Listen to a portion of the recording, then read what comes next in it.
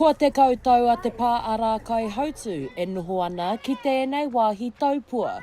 Heoi, kua tae te wā, kia whakatō he pā wānanga. It's been a long journey to here. We've had to fix up old broken buildings and there was a period of time we had no playground here because of health and safety, it had to be knocked down.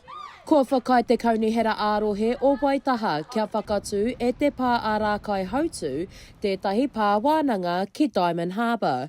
He hononga pai tēnei mō te mahiri hou, me tōna tūhononga ki te tipuna a Rākaihautū. Our curriculum has been designed to, it's very place-based. Mahinga kai is big in our curriculum, working with the maramataka, all of those things. So we spend a lot of time out around Te Pātaka staying at all our marae, and it's really important to us that our kids are not seen as manuhiri there. And Rākaihautū, of course, that's significant because this is where he dug his last lakes and put his core to rest at Tuhiraki. So we already have a very strong affiliation into the runanga on Te Pātaka o Rākaihautū.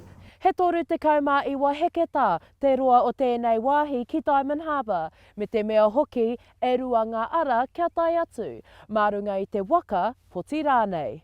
He whenua haumako mo te paingātu ngā mahinga kai, a ko te hiahia o te kura kia noho mā tāmua ko te kaupapa rā.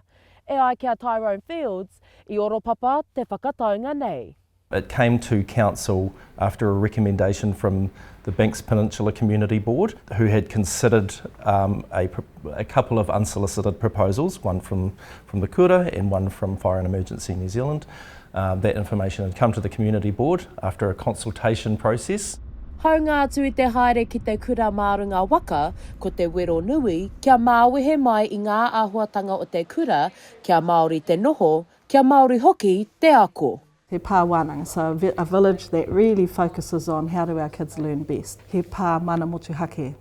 So this is about the whānau designing our curriculum for us. And the last one is he pā kokoraki, so it's a smart village. So we're going to be making use of regenerative technology and all of those things.